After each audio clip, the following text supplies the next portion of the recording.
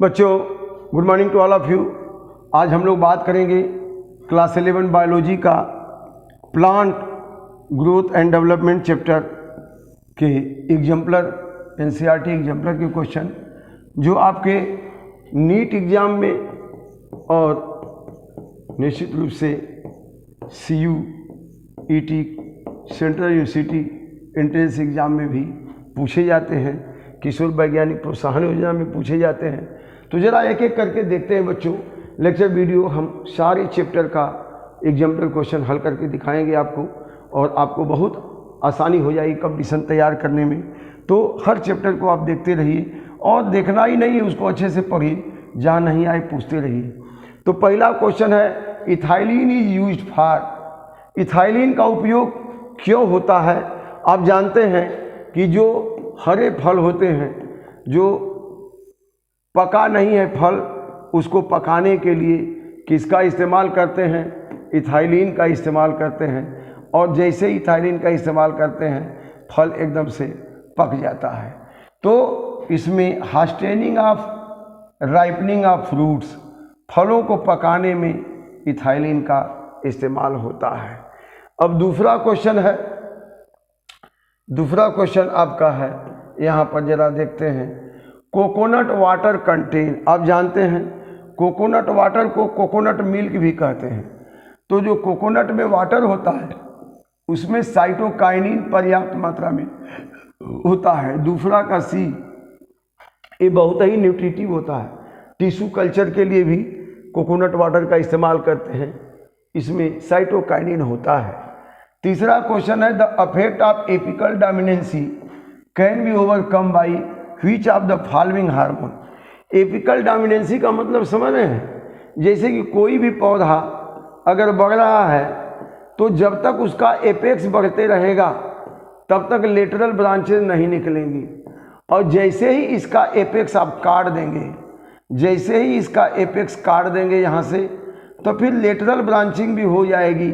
अब lateral branching निकलने लगेगी। इसका मतलब एपेक्स जब तक बढ़ते रहेगा तब तक लेटरल ब्रांचिंग नहीं होगी।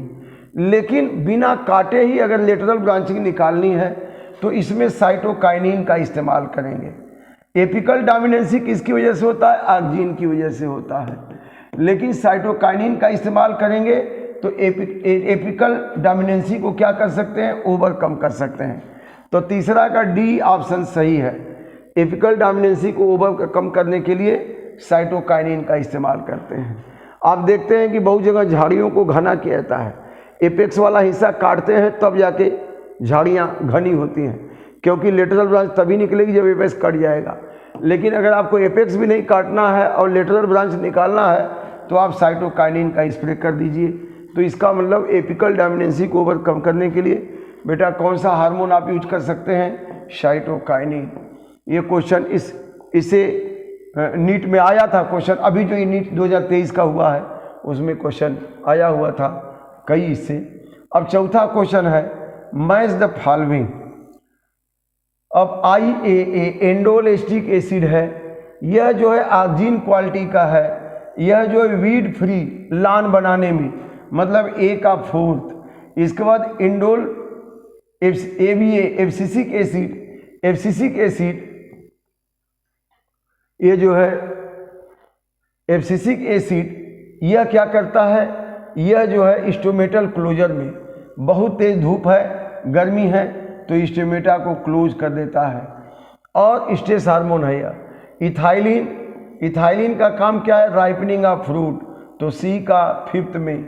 और GA gibberellic acid, bolting of cabbage, यह bolting of cabbage 2nd। Bolting of cabbage क्या है?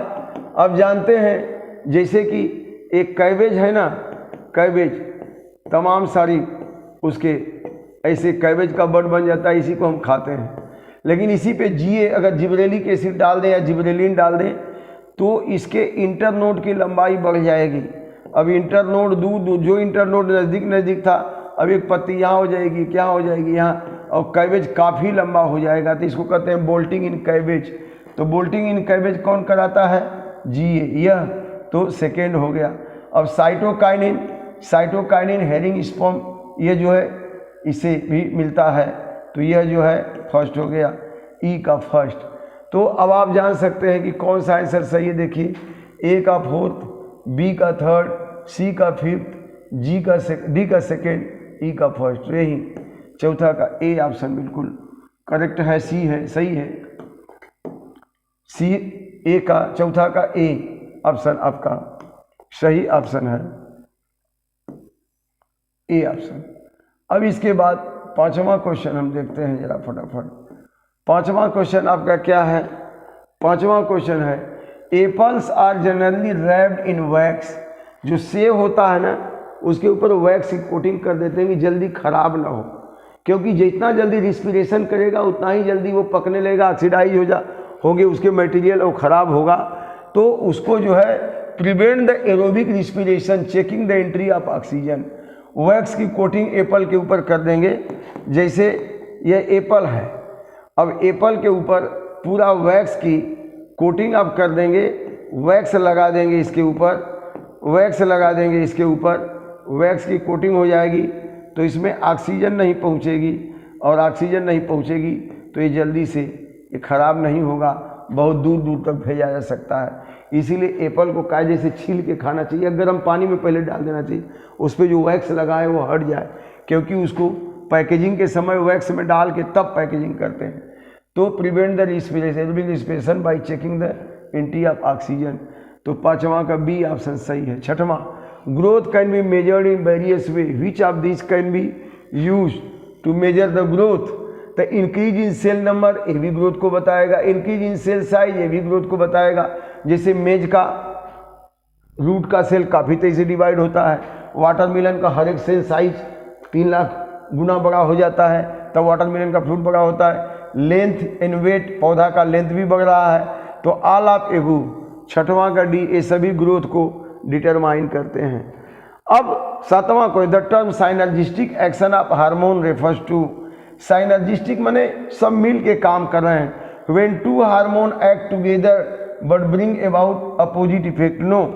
When two hormone act together and contribute to the same function, यही सातवां का बी ऑप्शन सही है।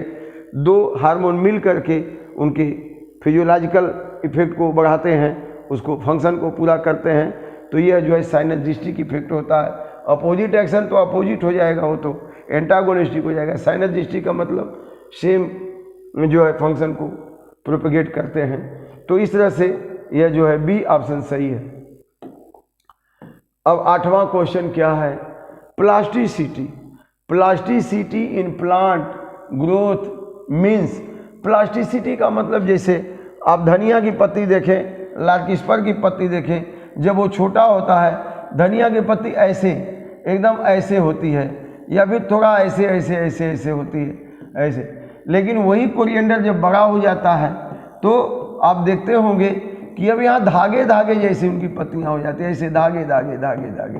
तो इसको कहते हैं इन्वायरमेंट का असर है। तो plant development is depend upon environment, इनके ऊपर इन्वायरमेंट का भी प्रभाव पड़ता है। आठवां का बी, इसी को प्लास्टिसिटी कहते हैं। To increase sugar production in sugarcane they are spread. Sugarcane में शुगर प्रोडक्शन को इंक्रीज करने के लिए जिबरेलिन का प्रयोग करते हैं। जैसे शुगर केन का पौधा है, मान लीजिए कि यह इतना छोटा पौधा है, इसमें तमाम सारी पत्तियां हैं ऐसे, अगर आप जिबरेलिन इस पे स्प्रे कर दिया तो ये पौधा काफ़ी बड़ा हो जाएगा। ये काफ़ी बड़ा, इसका नोट दूर दूर हो जाएंगे, इंटर नोट बड़ा हो जाएगा, ये पौधा इतना बड़ा हो जाएगा, इसमें शुगर केन ज़्यादा बनेगा। तो जिबरेलिक एसिड यह जो है इंटर नोट की लंबाई, दो नोट के बीच की लंबाई बढ़ा देता है। तो जिबरेलिन नौवां का सी ऑप्शन सही है। दसवां ABA एब्सिसिक एसिड, नौवां का कौन सा ऑप्शन सही बच्चों? ए सी।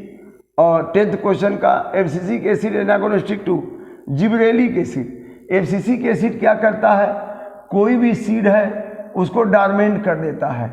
It causes dormancy of seed, dormancy of seed कौन करता है? ABA। लेकिन अगर इसी सीड पे आप अगर जिबरेलिन डाल दें, जिबरेलिन डाल दें तो ये जर्मिनेट करने लगा। तो it break the dormancy of seed, break dormancy of seed. Dormancy of seed को क्या करता है? ब्रेक करता है और सीड का जर्मिनेशन कराता है। तो अपोजिट हो गए एक दूसरे के, मतलब जो काम एब्सिसिक एसिड करता है उसका अपोजिट ये करता है। यह जो है चेक द जर्मिनेशन, यह चेक जर्मिनेशन को रोकता है, सीड जर्मिनेट न करने पाए अनफेवरेबल कंडीशन में। और जिबरेलिक एसिड क्या करता है, जर्मिनेशन को बढ़ाता है। तो एब्सिसिक एसिड का अपोजिट क्या है, जिबरेलिक एसिड। 10वां का सी ऑप्शन सही, 10th का सी ऑप्शन सही है। 10th का कौन सा ऑप्शन सही है, यहाँ आपको बताया ना हमने 10th का कौन सा ऑप्शन सही है। 10th का यहाँ पे बच्चों सी ऑप्शन सही है। अब अगला क्वेश्चन देखते हैं हम लोग। Monocarpic plant are those, monocarpic माने पूरे जीवन में एक ही बार फ्लावर करते हैं। तो जैसे बम्बू वगैरह है, फ्लावर वंस एंड डाई, एक बार फ्लावरिंग करेंगे इसके बाद नहीं वो ग्रो करेंगे। तो मोनोकार्पिक मतलब एक ही बार पूरे जीवन में फ्लावरिंग करते हैं। हालांकि वो एनुअल होता है, हालांकि मटर चना भी एक ही बार फ्लावरिंग करता है, लेकिन वो साल भर के अंदर उसका लाइफ प्रोसेस है। लेकिन जो बहुवर्षीय पौधे हैं, पेरिनियल हैं, लेकिन ये कई बार फ्लावरिंग करते हैं, वो मोनोकार्पिक होते हैं। बम्बू वगैरह 11 है। 12वां the photoperiodism in plant is perceived by, तो जानते हैं फोटोपीरियडिज्म, फोटोपीरियड का मतलब ड्यूरेशन ऑफ लाइट। कोई भी प्लांट है उसकी पत्तियां लाइट को ट्रैप करती हैं। जब लाइट एनर्जी को ट्रैप करेंगी तो यहीं पे क्या बनेगा, यहाँ पे हार्मोन बनेगा। जब लाइट को ट्रैप करें हार्मोन बनेगा, यही हार्मोन फ्लोएम से होकर जब यहाँ आएगा तो फिर यहाँ पे क्या बनेगा, फ्लावर बड बनेगा। और ये फ्लावर बनने लगता है, जैसे ही हार्मोन बनेगा पत्ती में वो आएगा, यहाँ फ्लावर बड बनने लगेगा। तो photo period in plant is perceived by leaves, उनकी पत्तियों से लाइट, ड्यूरेशन ऑफ लाइट को परसीव करेंगे, या फाइटो हार्मोन बनेगा, जब यहाँ आएगा तो बड बनेगा। इस तरह से ये जो है induction of flowering in plant is called as photoperiodism, और duration of light which influence the flowering of plant, that duration of light is photoperiod. लेकिन इसको परसीव कौन करेगा, लीव्स परसीव करेंगे। तो बच्चों आपने देखा है सारे क्वेश्चन जो है ग्रोथ एंड डेवलपमेंट से हैं बच्चों। ऐसे ही हम रोज क्वेश्चन कुछ न कुछ देंगे, आप जुटे रहिए, पढ़ते रहिए और इनको देखते रहिए, क्वेश्चन जरूर आते हैं। Thank you very much.